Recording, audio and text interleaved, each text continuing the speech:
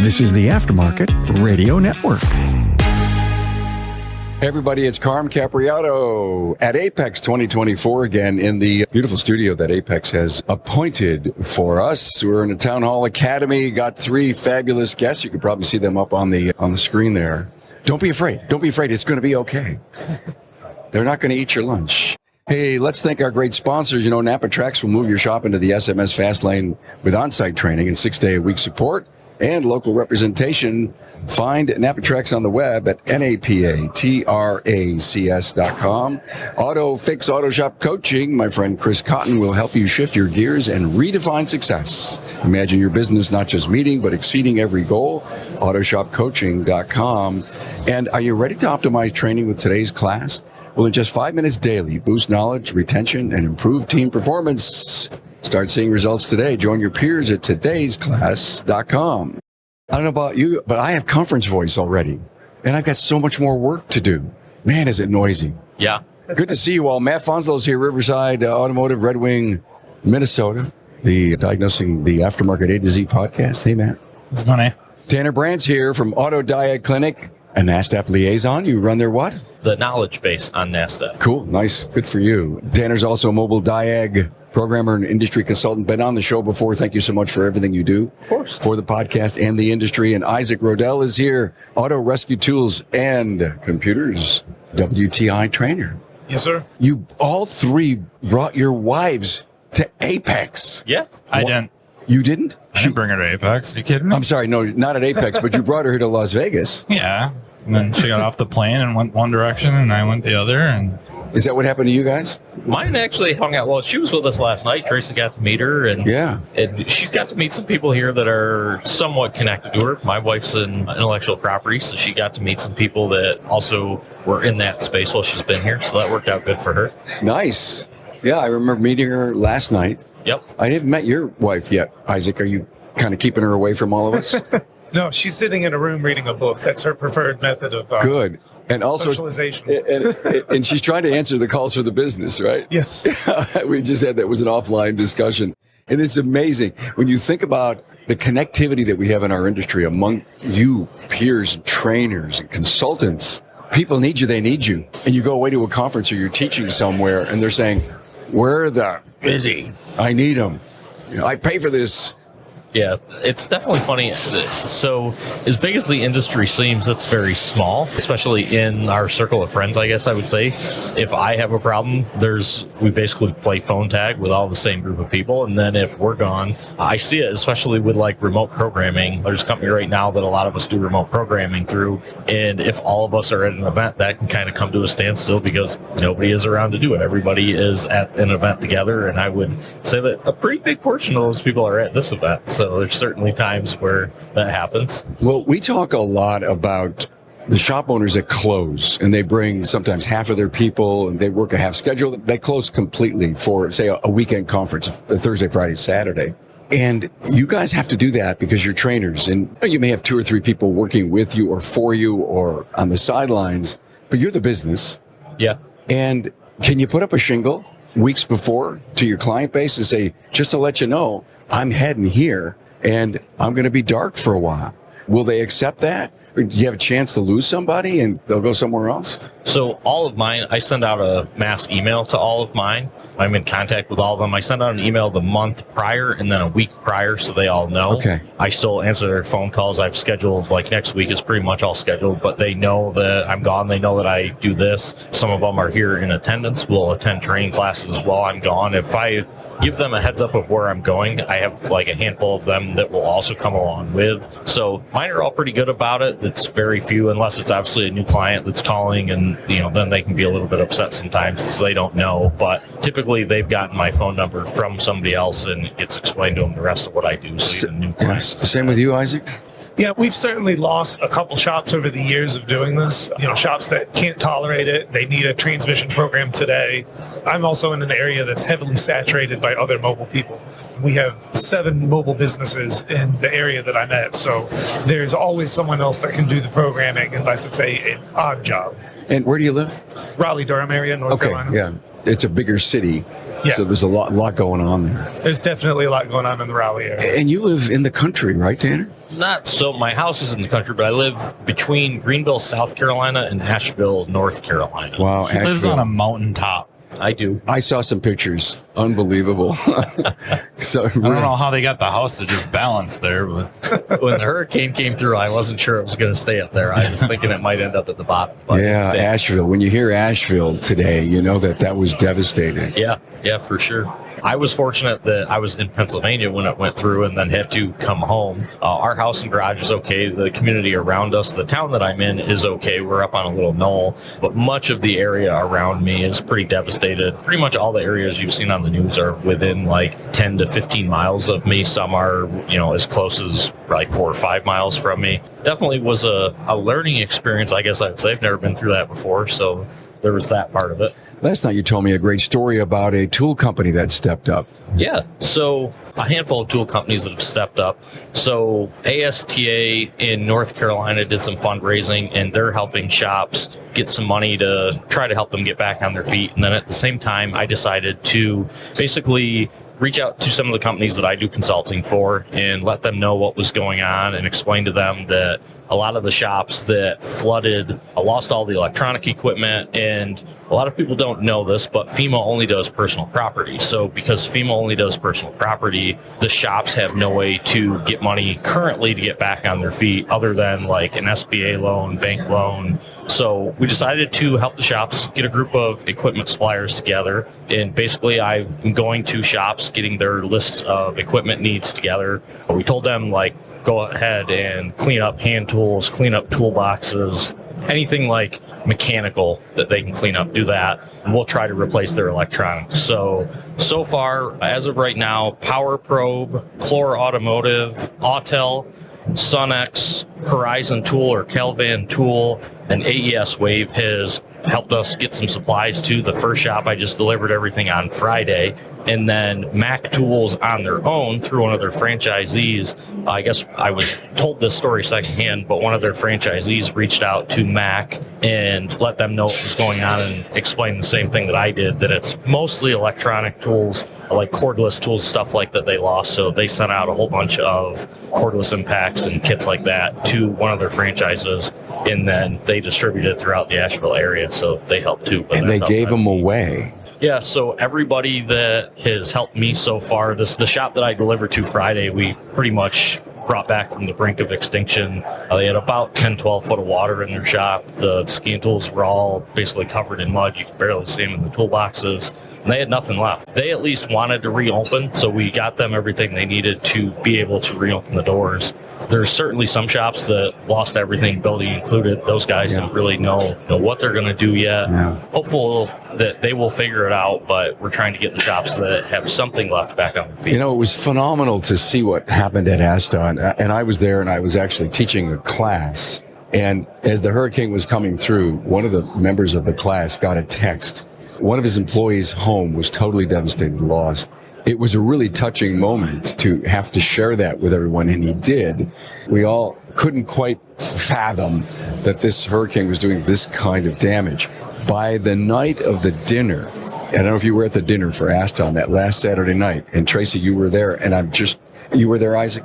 I'm trying to remember, but I do believe that somewhere before I left, they were talking about just in those few days, 80 grand they had, or maybe it was 80 grand just in the auction. We, as Remarkable Results, we gave $1,000. Well, I come home and I signed on and I did it. There was so much industry brotherhood, sisterhood that happened because of this. We're a great industry. Yeah, it's very eye-opening to see how willing to help everybody was. I think there's a lot of people that look at this industry as glass half empty and are very pessimistic about it, but it's a lot smaller than people realize, and most of the companies are willing to help. Some of the companies are not public about being willing to help, but all of the companies that I sent emails to pretty much responded with, just tell us what you need and where you need it, and we're going to keep sending it until you're done. So that was pretty eye-opening to see, and I don't think a lot of people realize the industry's is that willing to help. Thank you for what you did and what you continue to do. Yeah, of course. What class you teaching here? I taught a network diagnostics class and a turbocharger diagnostics class yesterday. Wow. Good attendance? So first class was attended a little bit better than the second. Okay. Events like this, when it's a big expo, I don't expect as much turnout as I guess I would say like a Vision or something like that, just simply because of everyone's here to look at cool cars, not take classes. But I'm glad that people took time to come and take the class. Good. You picked systems that don't break too. So Yeah, I will say, being SEMA, like SEMA Apex, I did figure that the turbocharger class would have more people that were aftermarket, and I had two guys that were definitely more on that side that were super interested, but that was it. I mean, that class only had like 10 people in it, and I really would have expected that one to have more given the setting that it's in. But also curious to see, I taught at Apex, so it'll be interesting to see numbers at SEMA in comparison. yeah.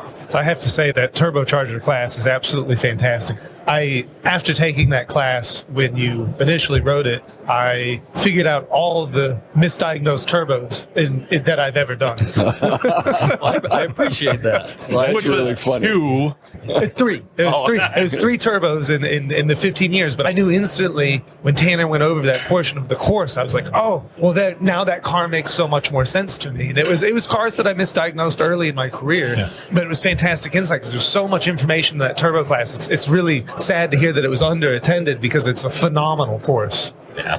I was at least happy that people came. That's the biggest thing to me. But I've always enjoyed, Isaac has a great high voltage class, and you taught that yesterday here, correct? I did. I taught that yesterday. It's similar numbers. Yeah. Similar numbers, but it was nice because we were able to get a lot of personal interactions, share different pieces of stories with people. Because when you have a course that's small versus a large room with 50 people in it, you can have personalized discussions. You can discuss a vehicle that's been in their shop and have an open discussion about it instead of saying, hey, we just have to go through the bullet points and get through the material.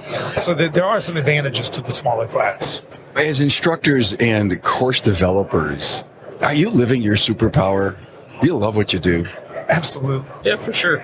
I would say the one thing that is sort of unfortunate is events like this, sometimes you have influencers that get a lot of attention. They're at a booth somewhere and they're signing things like that, and people don't realize that they have somebody like Isaac who's known throughout the industry teaching a class here, and then the attendance isn't good. But if you go to a booth where there's an influencer, there's 200 people in line, but they have no idea that they have Isaac here, they have Eric Ziegler here, they have all these guys that are teaching. They have a really good class lineup this year, and the influencers who may or may not deserve the attention. Some of them certainly do, but some of them are are getting attention instead of the people that should be getting the attention. You know, that is a great point. Based on your personality styles, I'm assuming this. I'm just kind of leaning over my skis on this. Your ego isn't that big that you need to be on Facebook all the time and, every day and doing a video. Am I right? That's correct.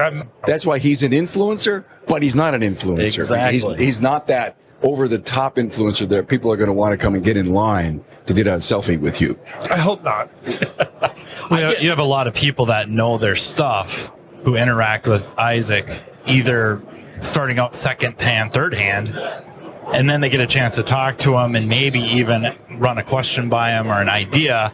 Then they learn he knows what he's talking about. But it's kind of like Tanner mentioned earlier, it's kind of a relatively small circle of these people that would be the real brain trust, but they're not the ones you see online. Right. They're not the ones that have the Instagram or TikToks or anything like that. And they have little interest in it as well. They'd just rather figure the car out or how something works. Should we make you guys superstars somehow? So Hawk and I were Tanner talking about Matt yesterday. We need to start an OnlyFans low.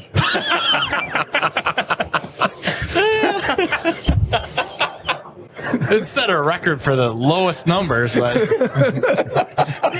We're going to be seeing things on social media that goes, well, Matt retired from his OnlyFans low after 5 years and $13 billion. it still wasn't enough to buy World Pack. Oh, that's really good. I just wanted to be Isaac's boss. I'd take it. Would you let him for a day? Absolutely. All right. Absolutely. I just need the shirt, the OnlyFans low shirt. Yeah, that's going to make Matt famous. God, Matt that is- will be famous. That is just too funny. Infamous. I guess that's the next shirt I'm going to make after the serial killer shirt. Next shirt's the OnlyFans lows. Yeah. You guys are superstars in the eyes of the people that matter in the industry, that they're out there earning their living. These, hard-working, front-line really caring about doing a great job and using you three and so many others in the industry as resources, backup. They want to listen to you. They want to be involved in what you guys are doing. And there's no ego in this whole thing. And yeah, I love your point about you guys aren't influencers, but you are more important influencer than anybody on the superficial side would ever know. Tanner and I did an episode a while back trying to bring names up of people you've maybe never heard of who've done so much for us. And the whole episode, Tanner's there. He does so much behind the scenes, joke around about him being a ninja and all that, just because there's so much he does that so few know about, yet his influence is felt by some technicians countrywide, for sure, maybe further. And that's not blowing smoke up his tail. He does a lot. He has a lot of contacts, does a lot of positive things. Too few people know about it. Matt stole my thunder because I was going to explain that Matt does a lot of things. So one of the things that people don't think about, you and Harv and Scott Manna and all the people that came before us, but people don't realize that a lot of the tools and equipment that they use every single day, especially scan tools and diagnostic stuff, most of those tools, features, functions would not exist with guys like Matt. I mean, we know there was 2 units for the last new Autel tool sent out during COVID. There was only 2 in existence in the globe, and we know who those went to, and one of them was Matt. They basically said... I think that was a mistake. But. They basically said, don't break these, there is no more, and there's a lot of that goes on behind the scenes. I mean, Harv and Manna helped a ton with making Snap-on equipment like it is. So a lot of people don't realize that. And like you look at the Amp Hound and people that had, worked on that behind the scenes, the Phil's probe, and people don't realize it's Phil Fernier. And, so there's a lot of that stuff that's out there that would not exist. And technicians may or may not be able to do their job without those tools. And, we look at J2534 pass-through devices, and a lot of those people that helped with building that and building the devices and getting that legislature passed are all people that are in our circle. So it's all people that are not famous, but most of the industry doesn't realize that a large portion of technology that's used every single day came from a very small group of people that nobody knows. Humble. Yeah. So if they were going to name a tool after Matt, what would it be? Wheel chalk. That was pretty quick. What would they call it? A mat chuck? Yeah. Or just a mat? If they were a floor mat. It's going to have to be a scan tool company that comes out with like a new series of tools, and they're just going to call it the Legends series by Matt Fans. Matter of fact. So here's the deal. So we went up and did video yesterday.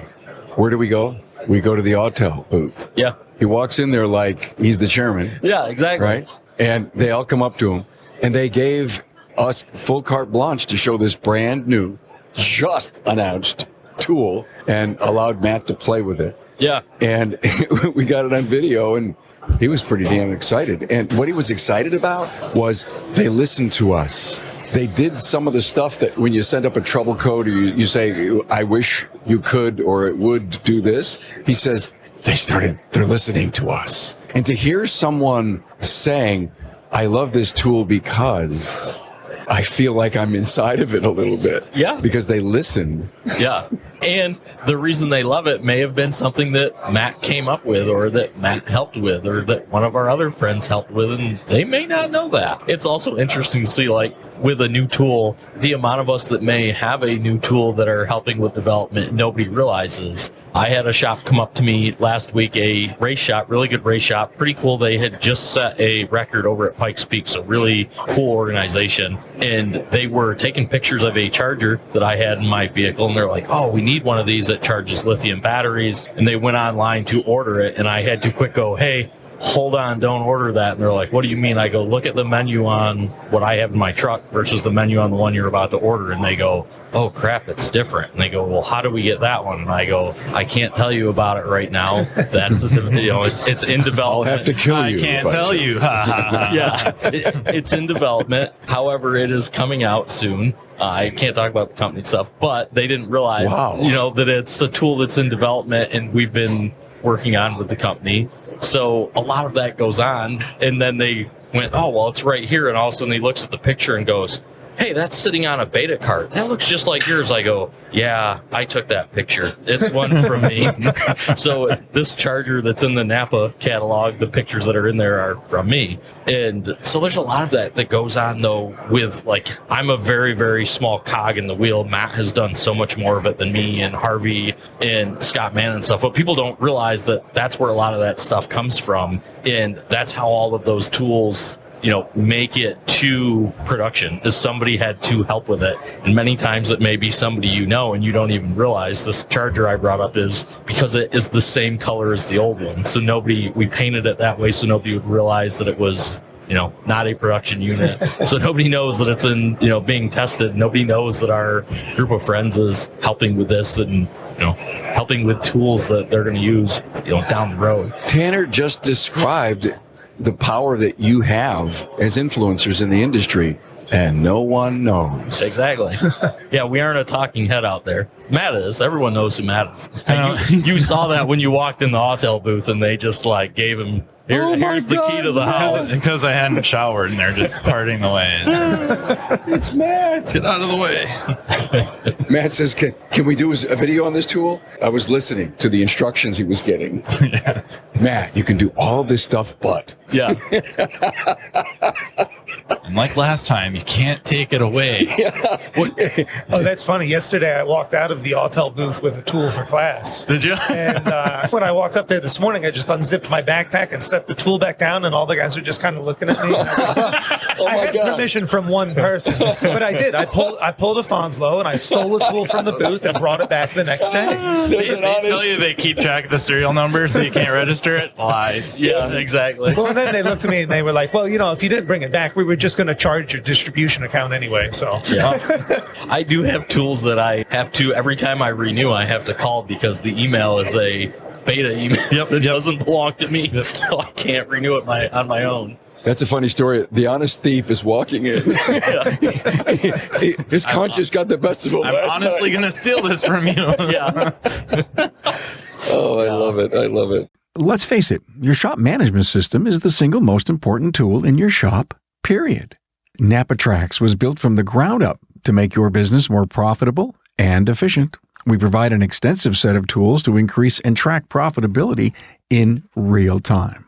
NAPA Trax offers the industry's best post-sale support, hands down, and we train your people on site. Yep, on site. And we offer remote refresher training 10 times a week, and customer support is open 6 days a week.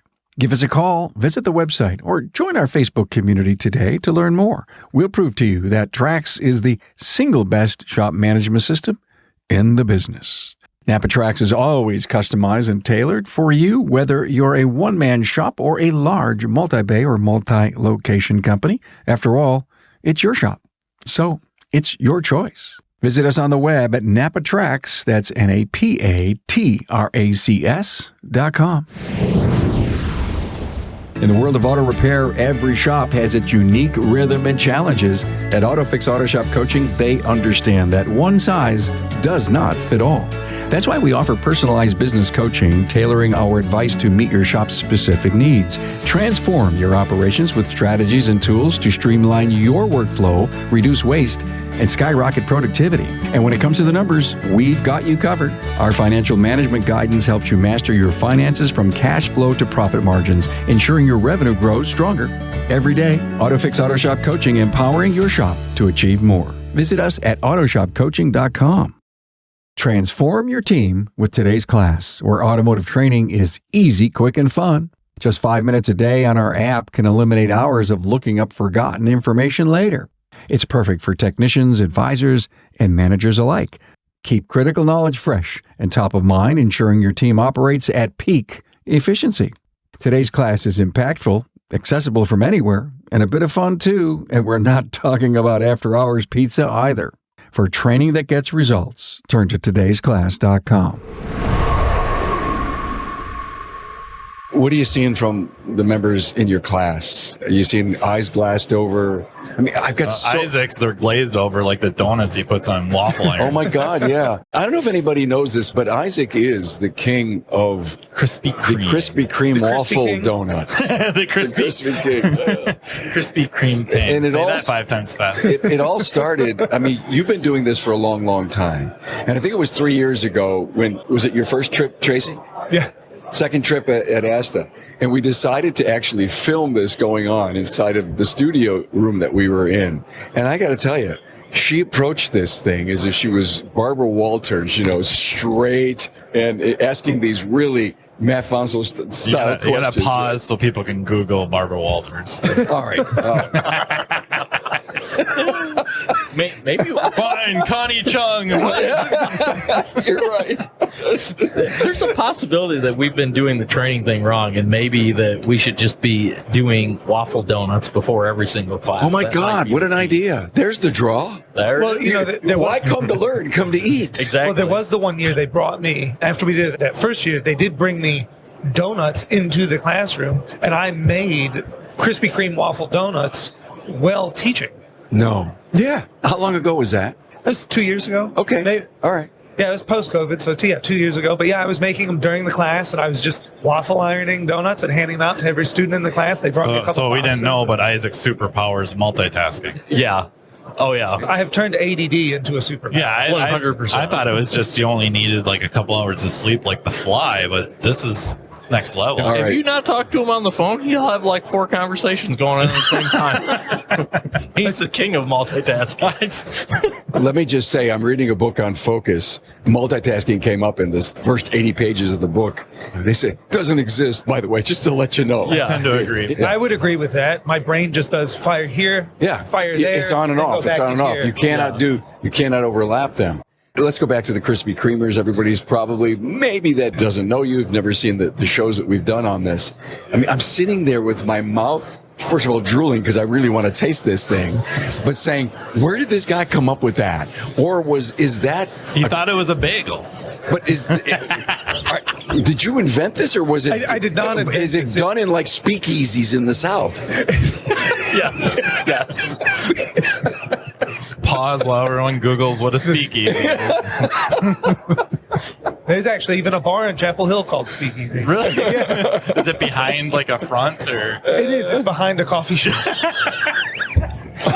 Listen, if there is something that can be made more unhealthy, you won't find it in the South. Oh So, my God, that is so true. You just heat the waffle iron up, you put the Krispy Kreme in the center, you drop the top lid, and what, minute later? Oh, not even 30 seconds. 30 seconds later. And it's good for about up to 3-day-old donuts. Yeah, and that's the beauty of it is. Nice. The beauty of it is that you come away with turning 3-day-old donuts into freshly done. Into Decadence. deliciousness. Pure decadence. Decadence. Oh, I like that, yeah. do you put syrup on them still afterwards as well? You can't. Absolutely.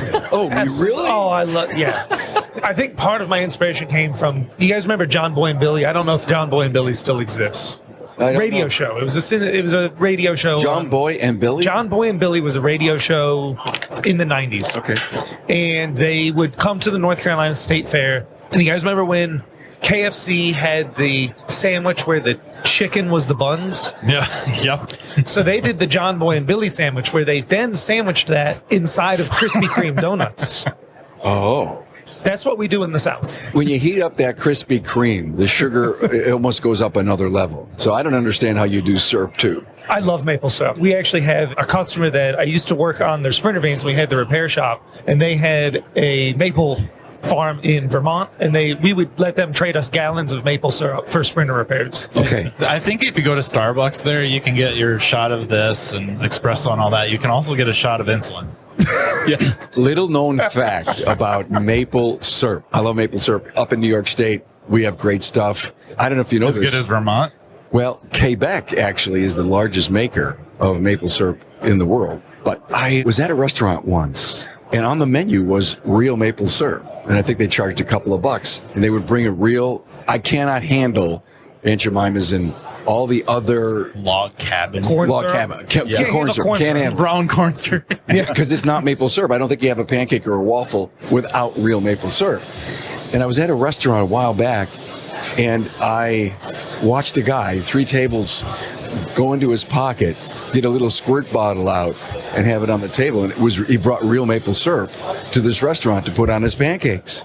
And then just recently, and I can't remember where I was, I said to the waitress, I says, "Do you have real maple syrup?" She goes, "Yes, sir. You willing to pay for it?" I said, "Yes." So I think there may be a trend. They don't want to give it to you. They want to sell you. It's an upcharge. Okay, I get it. But if you want real maple syrup, I think if you start asking, you're going to get it. Yeah, and I would especially say in the Northeast, I mean, you're in Buffalo area, it's a lot more prevalent than like where Isaac and I are in the South. There's a lot less deciduous trees. Yeah, and especially now, which any of them that were there are probably on the ground after the hurricane. I mean, we lost a ton of trees, so it's going to be even less of a thing. But there's just a lot less maple trees that survive down in that area. There's a lot of oak and stuff like that. But maybe you could put bourbon. Maybe there's a lot of bourbon down there. Could be. Yeah, there's definitely a lot of alcohol there in general. Bourbon and pancakes. Bourbon pancakes. I made pumpkin pancakes for the first time. I've got a great pancake recipe. I'm a pancake guy, right? And so I decided to look up and modify a pancake recipe. And you had some, right, Trace? She liked it. All right. Anyway, where did we go? How did we get into pancakes? The Krispy Kreme donut. You're just pushing this baking agenda. So there was a good thing that I saw on Facebook, and then Jim Kokona sent it to me a couple hours after I saw it, and I was like, oh, man, we are on the same page. Thanksgiving leftover waffle iron. What? Take your Thanksgiving leftovers, put them together, put it in the waffle iron, and make a Thanksgiving leftover waffle, and then you put the cranberry and the turkey on top of it. Now I cannot wait for Thanksgiving to be over so I can make a Thanksgiving waffle. This is genius. Wait a minute. I've got this. Piece of turkey, some sweet potatoes or squash, some mashed potatoes over here, sprinkle some veggies over it, and close the lid. Oh, and the stuffing. They were making it with stuffing. I'm sorry. So it has the binder. Let's put the binder on 2 sides, north and south, and then close the lid. And then you just take your spatula, you pull it out. You got this beautiful pattern on top. Oh, my Tracy, God. just pause this. Let's go eat. I'm so excited for Thanksgiving now. This is so cool. All right, we're going to start a cooking show. There you go. Things you can do with a waffle iron 101. Yeah. Would you come on?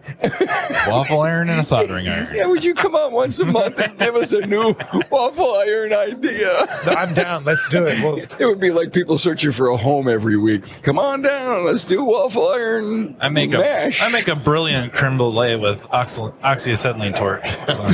Hey, I have cooked hot dogs with a torch before in upstate New York. How long does it take? Not too long. We used to do it all the time. Worked at a tow truck shop. We used to do it all the time here. I go to White Flame, man. I got that thing done. The White Flame for the white hots. Have you ever seen sugar turn blue? What the? Steam comes out of the end of the hot dogs. It blows up while you're trying to heat it up. Yeah. I'm cooking it from the middle out. I wonder, then you could stick a metal rod to it and you could heat up the rod and cook it from the inside out. Just short out like microwaving mechanically. You can just short out the metal rod. 12-volt cooking. There you go.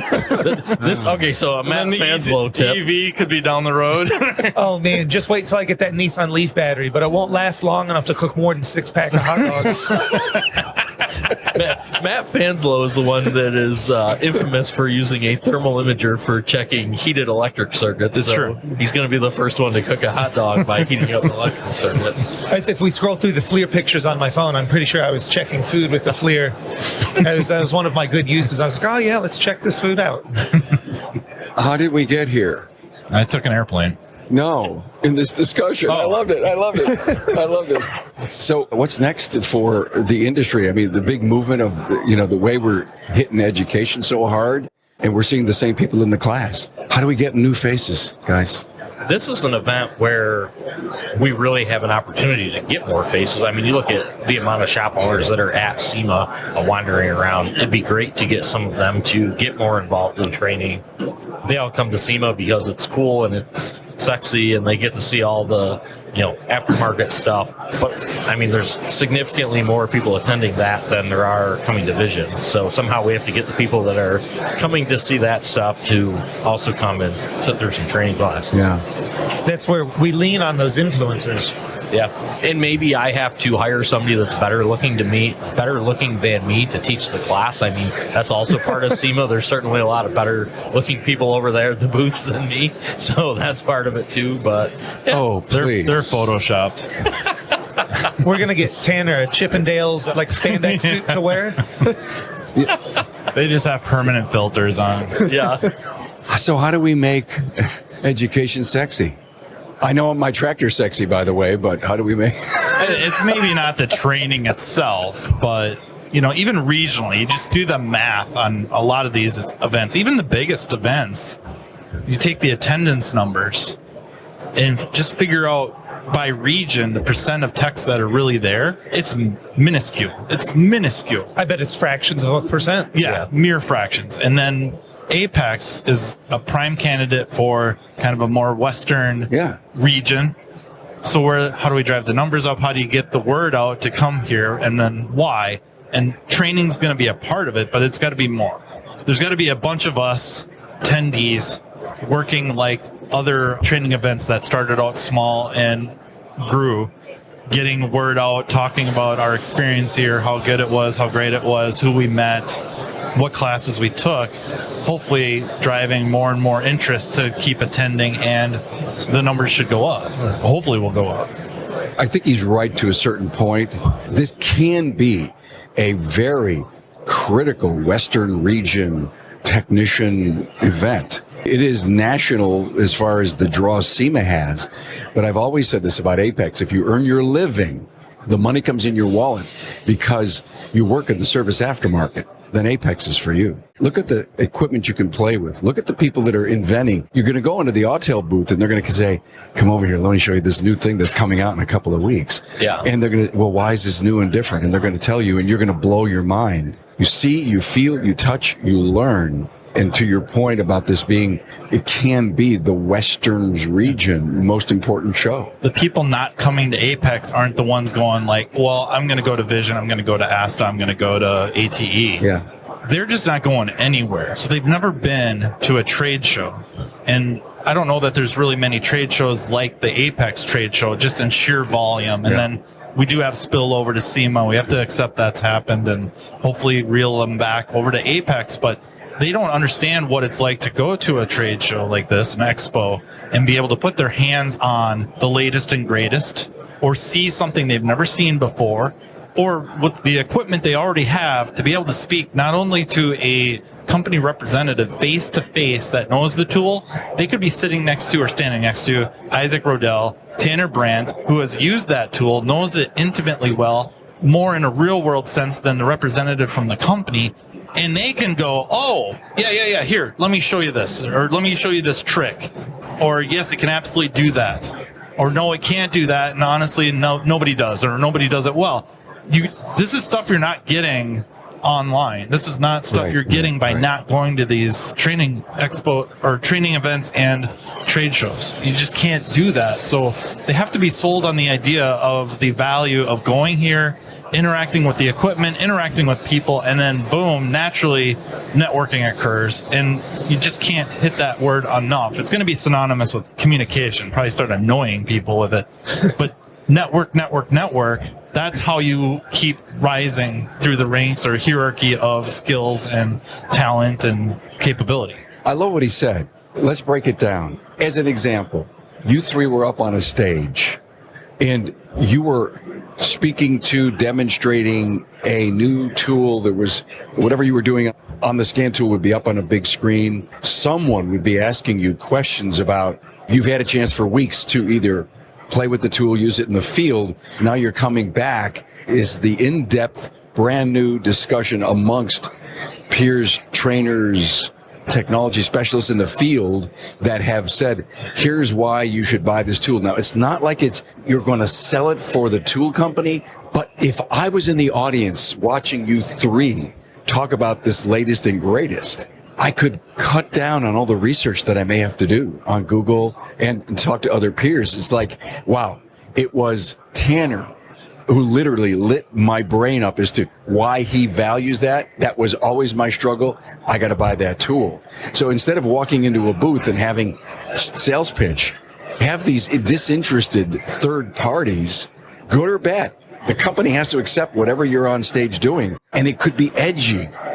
And we could end up having a dozen of these over 3 days. Yeah. And even having people in their booths, but it seems they would prefer to have a talking head in the booth to sign autographs versus somebody that may know about their equipment, which I get the publicity aspect of it, but if that person is in your booth signing autographs, you're hoping that your salespeople are getting them while they're in the booth and that you are getting exposure from it. But I often wonder how much exposure they're actually getting. Obviously, you're getting people to come to the booth, but are you actually selling them anything? Do you actually have anything worth selling? There's some booths that have influencers that are in them this week that I've seen, and I have to question if the people that are coming to see the influencers are actually going to help them sell product. Basically, because of what they sell, I don't know that it's actually going to result in product number. In everything, there's an ROI. Yeah. There's foot traffic, and there's people that are going to visit your booth.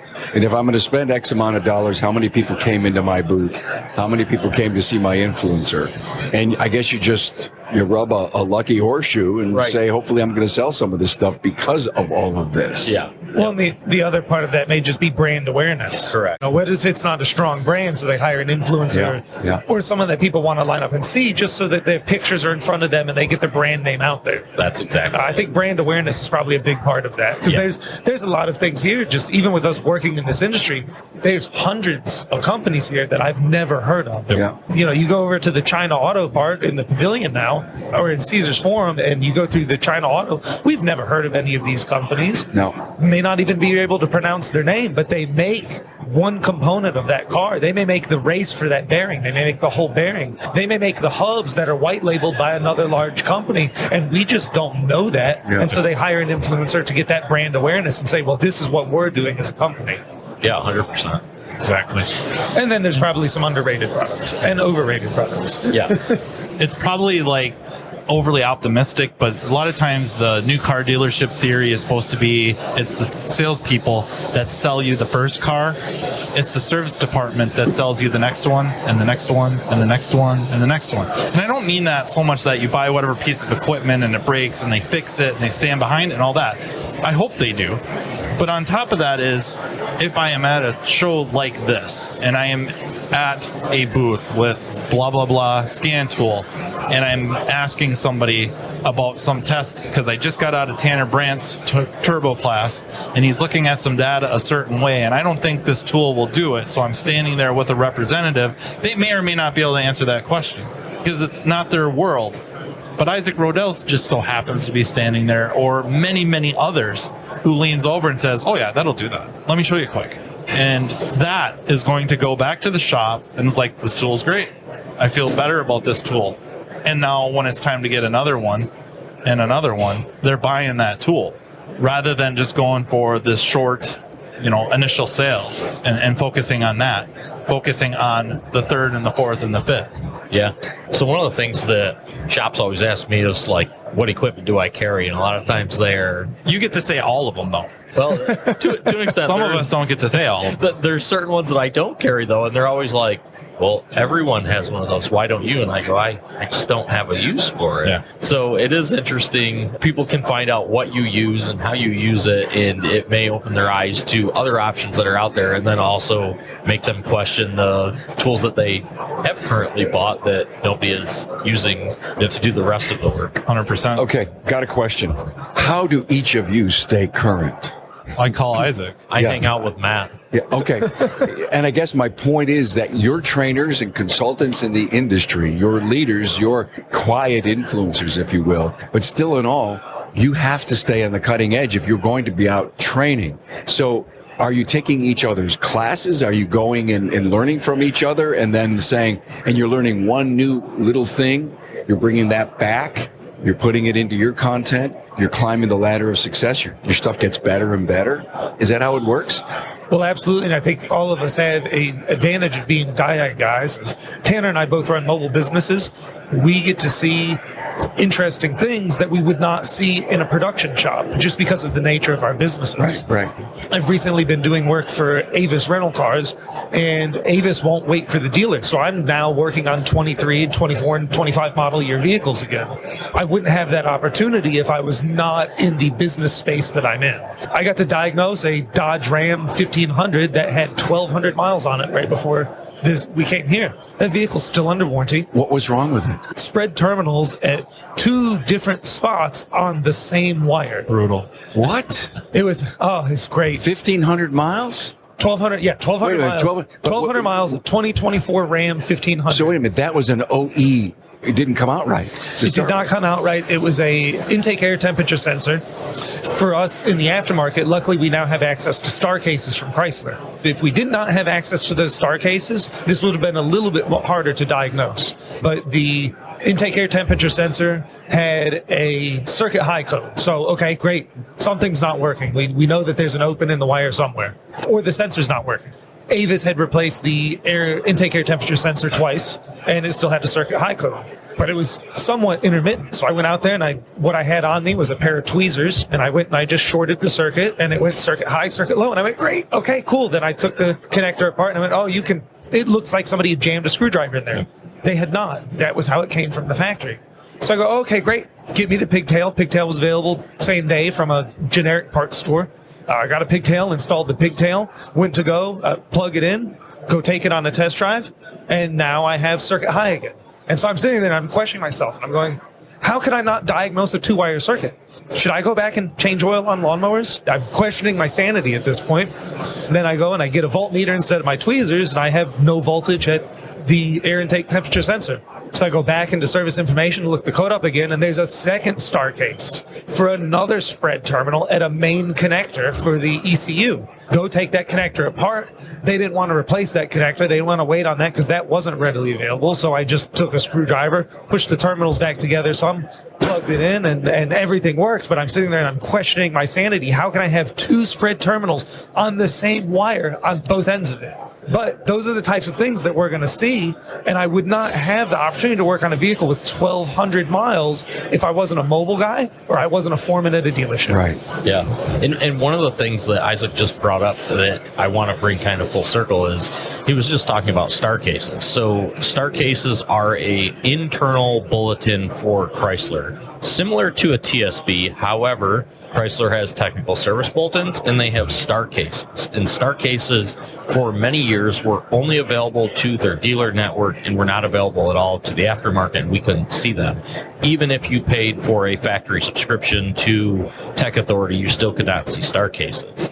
So the reason we are able to see star cases is because there was a group of us that worked with NASTF and stood on that hill and complained and worked through all of the bureaucratic crap with Chrysler to get star cases available for the aftermarket. So now everybody in the U.S. has access to star cases, and that came from literally a group of like 5 people that worked on that to get that done. You defended the hill, huh?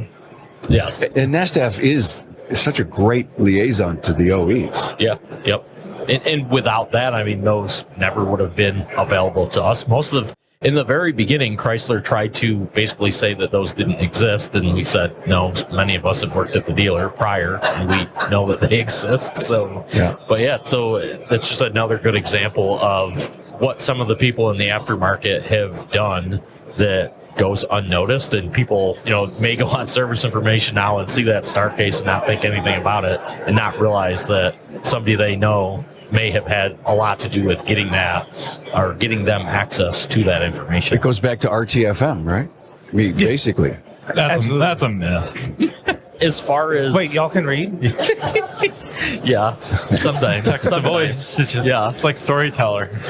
As far as staying up to date, like Isaac said, having to work on new stuff, having to do programming for multiple makes and models. I mean, even somebody that is at a dealer, a GM dealer tech, may only know how to use the GM dealer software. For Isaac and I know Matt does a lot of programming too. we have to know how to use virtually every OE software out there, not only the programming side of it, most of the time the diagnostic side of it, and the service information. It doesn't really matter which OE it is if we know how to use all of it. I mean, that's a lot more information that we have to understand than, say, somebody that's only working on a single make. So a lot of that gets translated into our classes. I certainly sit in everybody's class. I don't think there's anybody teaching here this week that I have not sat in their classes. If there is somebody that's new, I typically try to sit through their class and see what we can take away from it. I've always gone off of Carm's motto of learn just one thing. Yeah. So it doesn't matter how many classes you take, if you can take something away from it and just continue, and then it just builds. I mean, it's taking thousands of classes. I just built a new shop at my house for curriculum development, and I had to put all of the manuals away that I've got, and it took 3 lockers full of manuals that were probably only the last 5 years of stuff, and there's a few hundred of them, there. So people think about they take 1 4-hour class, a year or something, in comparison to, the guys that are sitting at this table that are taking hundreds of hours a year. What's the amount that you need to stay current? And I know this is a crazy outreached question. You all may have a different answer. Is it 100 hours of engagement a year to be a forever perpetual student? So it's an interesting question. I personally think if you're doing 40 to 60 hours a year, that's pretty good. I'd love to see people do more, but at least if you're doing 40 to 60 hours, that means that you've probably gone to 2 events. And if you're doing 2 events a year, you're at least getting something out of it. Mm-hmm. I also will say I want to go back to, Carm, you asked me this question during one of the last podcasts of how does somebody know who an expert is? And I think I've given this a lot of thought since then. And I think for like Matt, Isaac, myself here, what we feel the industry needs for ours is going to be different than somebody that is, different than us that doesn't attend as much training. And that comes back to, I look at Matt as an expert. So Matt knows how much time it took to get the knowledge he has. Isaac knows how much time it took to get the knowledge he has. So our idea of how much time it takes is definitely going to be different than somebody who, say, does not go to training. Sure. Well, and I would say that if we're looking at the 40 to 60 hours, you don't necessarily even have to go to an event. Shameless plug here. WorldPack has the free lunchtime webinars every week at noon in 4 time zones. So you can actually take 40 plus hours a year of training and never leave your shop. Right. It's free. And I know there's a couple other organizations that are doing free lunchtime webinars as well. And so there are great opportunities to take that training, and you can just have lunch, buy everybody at the shop lunch that one day, and everybody gets 40 hours of training a month or a year. What's the blockage? Why? I mean, okay, say there's 150 people that show up. There should have been 100,000 that showed up on that lunch and learn. Why? Why are we not making the time, creating the time? We don't have the focus, the commitment of the company, the commitment of the technician. And again, I know there's no answer, and I know this is a facetious question because we know where the challenges are, but maybe this episode can change 1 or 2 people to say, damn it, they're right. Yeah. I got to do this. Most of the shops live in a cave, and that's one of the hardest things to overcome. I mean, the amount of shops that I field phone calls for that are trying to scan a 2017 and newer Chrysler with a secure gateway, and they go, I'm locked out. And I go, you're not locked out. You need to use AutoAuth. And then they don't know what AutoAuth is, but it's been out since 2017, and it's now 2024.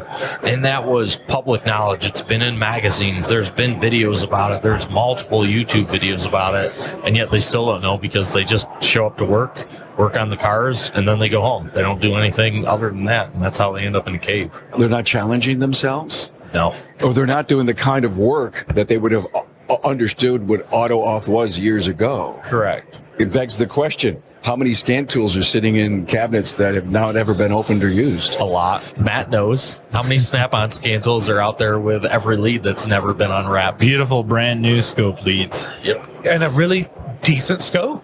Absolutely. Yeah. Absolutely capable of doing the vast majority of testing you need to do. The Snap-on scope will cover 99% of Easy. what regular repair shops need. And they've had one for decades because they're on their 3rd tool like it, and never knew it had a scope built in. Never had. How are we as an industry getting away with that? Did mobile come in and step in and bridge that gap? Or are we just not working on the latest and greatest? Well, what's the average age of a car now? Post-COVID and post all dozen the years car or more, stuff. Yeah, we're at 12 to 15 years, depending on what region you're in. Yeah. In the South, we're seeing pop-up headlights finally disappear where I'm at. Those cars are finally getting outdated. But the average shop's working on a car that's 10 to 15 years old. So when they get that 2018 Chrysler in, that may be the first time they've ever even touched a secure gateway car. And again, in the circle of what we do, we're going to encounter these vehicles more often, so we get exposure to that technology, but your average repair shop doesn't have to think about that. Right. Another example is the brake calipers that prime themselves when you open the driver's door. How many times have the shop blown calipers out because they didn't know? Yep, exactly. That's public knowledge, but like Isaac was saying, they don't see the car because they're not working on it. So even though we know, because it's out there, it's public knowledge, they're not seeing it until the car comes in. And then they're like, I don't know anything about this. And the rest of us are like, all right, so I'm not going to trainings and I'm not in a networking group and I'm not hearing these stories. I'm having to be faced with these brand new incidents every single time. And I don't know where to go. They're hitting me off guard. I'm falling over. So this is something I've given a lot of thought to. Where does every single shop go the first time that they see this? They go to AllData, they go to Mitchell, they go to Identifix.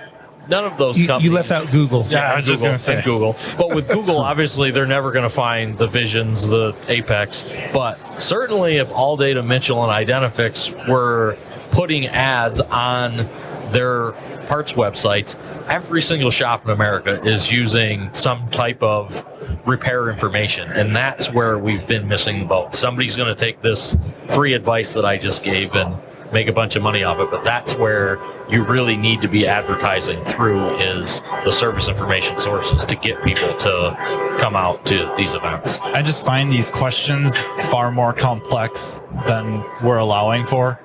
You may not have asked, it's not a shot. You may not have asked my opinion about the hour stuff on purpose because that is a very rough question. Everything we've been talking about for the last 5 minutes or so, this is really complex stuff going with dynamics that we're not fully addressing. We see issues that require us to use certain skills that the vast majority of shops do not see regularly. And if they can't, they ship the car. They don't care. And they don't want to make the investment. They don't want to roll the dice on losing money getting out of their wheelhouses. Maybe what makes Isaac and Tanner and so many others here in this group we talk about elite is one, curiosity. They want to know. I want to know how this works. I want to know a better way to get to the root cause. And they've built a foundation or a personal culture over decades now, starting from they're just getting in to now, that they surround themselves with information, lifestyle. You're just talking about how much sleep we get. What do we do with the hours we're not sleeping? Other people are getting 8, 9 hours of sleep, 7 hours of sleep. We're not. What are we doing with that time? Studying, researching, interacting with each other, our friends in the industry, and even some of us, all of our friends are in the industry.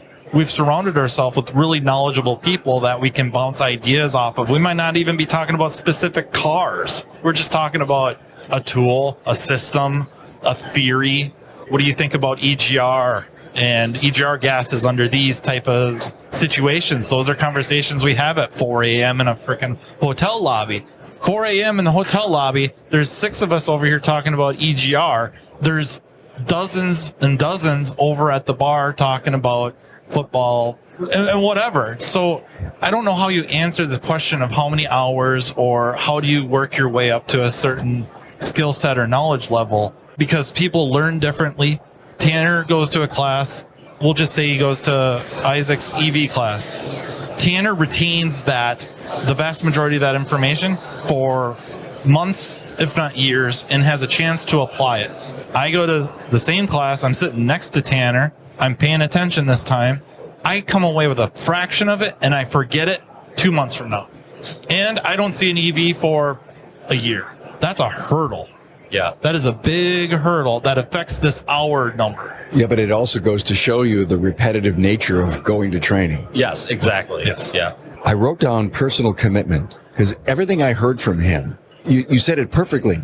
But if you don't have a personal commitment to be in the meeting about the EGR versus the bar in football, then how could you expect to be the earner that you want to be if you're not working? Thank you for the shop to sending me here, but you've got to retain. You've got to take that knowledge and use it, work with it.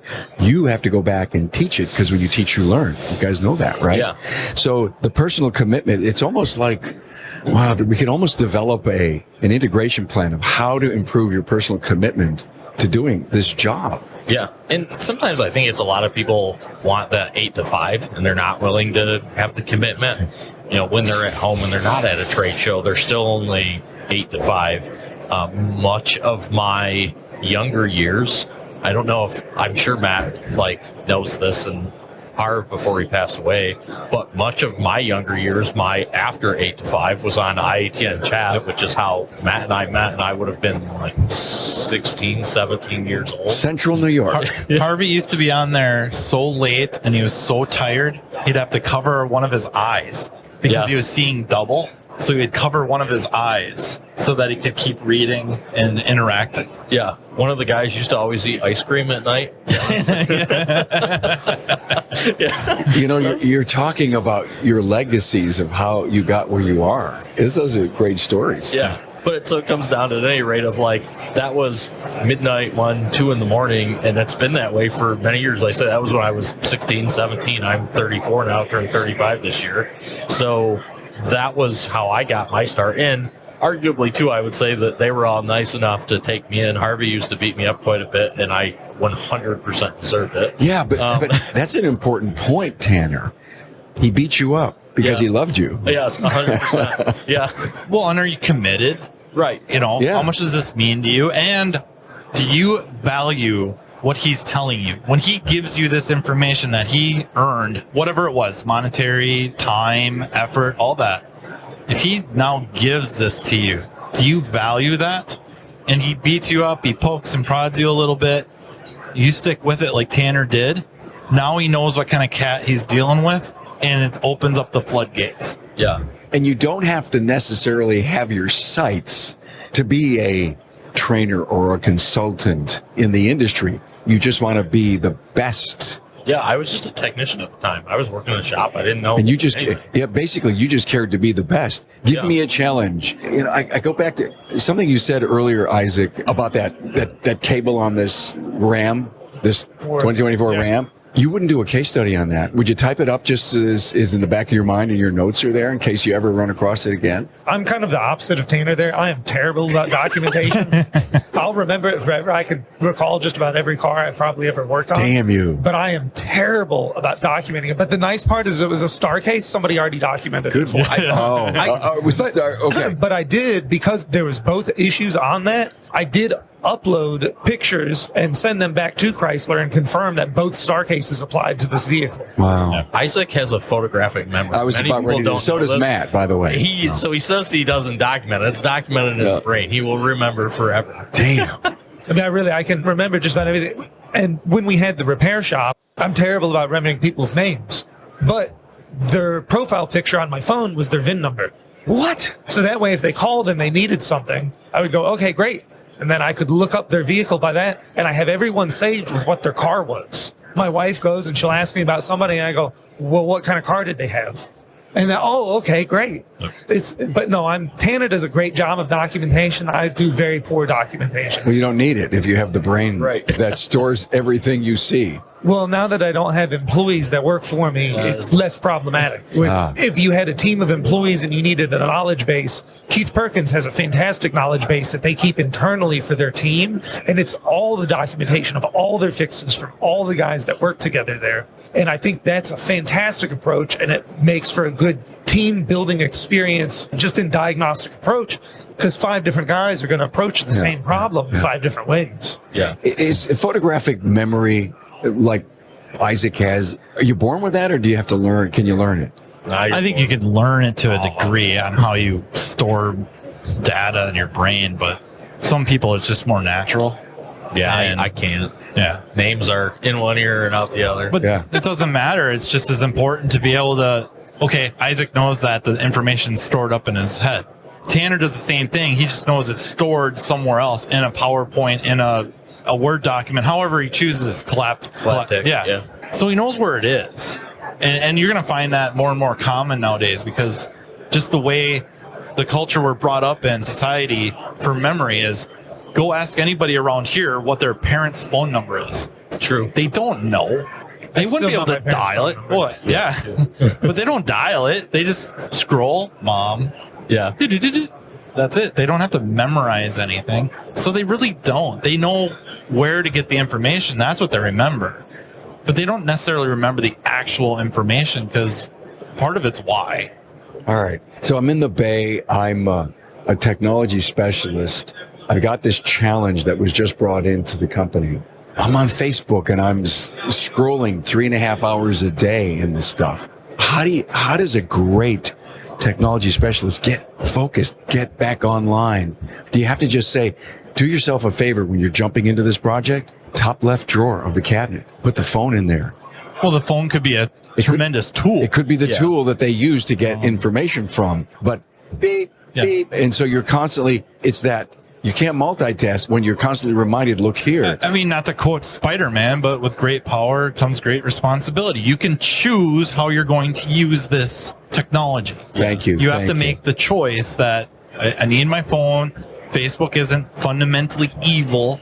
There's great resources there, but I'm going to use it for the purpose of this broken vehicle, because that's what I'm being paid to do right now. And so I have to have that honor or whatever code to do that.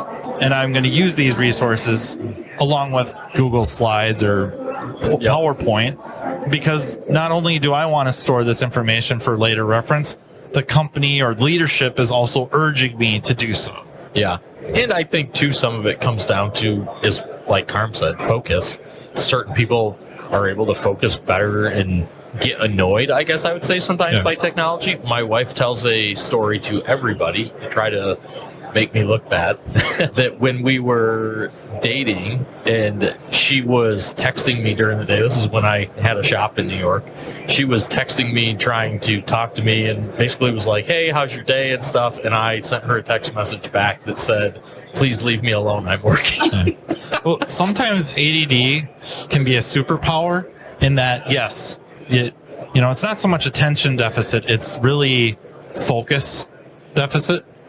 But sometimes the superpower can be hyper focus. Yeah. And you end up tuning out the world. I have a suspicion that Isaac gets a lot of crap from people close to him, that he's working on something, they're trying to get his attention, and they don't exist. They're not there. If you've talked to Matt on the phone, that's how this goes. You say something and it's like 10 minutes of silence while he's thinking, and then all of a sudden he comes back. I love what he said just a few minutes ago. He said honor or code. Honor and code.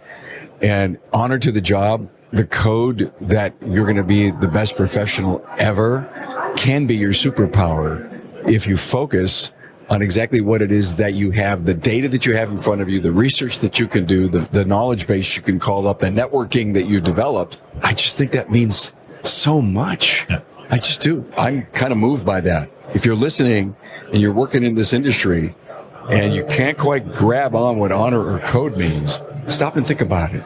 Hey, it's starting to get noisy. Let's wrap this thing. Wow, this was fun. Yeah, we went to a million places, huh? Krispy Kreme just waffles. Picture it inside the brain of presumably Isaac and myself. Shotgun splatter pattern. And 10 million squirrels just running right. Oh my God, Well, yes. That is still how Rob and Mark rate my attention span, is in squirrels. Yes, 100%. Oh, I bet you. I am rated in squirrels. There You are are? 18 squirrels today. So in order to do that Ram truck, that 2024 Ram, how many squirrels did you have? Just one running? I will generally diagnose those at night so that all the other distractions are gone. Oh, you don't get distracted at night? The phone doesn't ring as much, and so I'm able to hyper-focus better. All right, hyper focus. All right. We should all start working at night. Wow, this was great. Matt Fonslow, thanks for being here. Tanner Brandt, wow. Isaac Rodell, my waffle man. Appreciate you being here on the Town Hall Academy at Apex 2024. Thank you. Thanks for having us.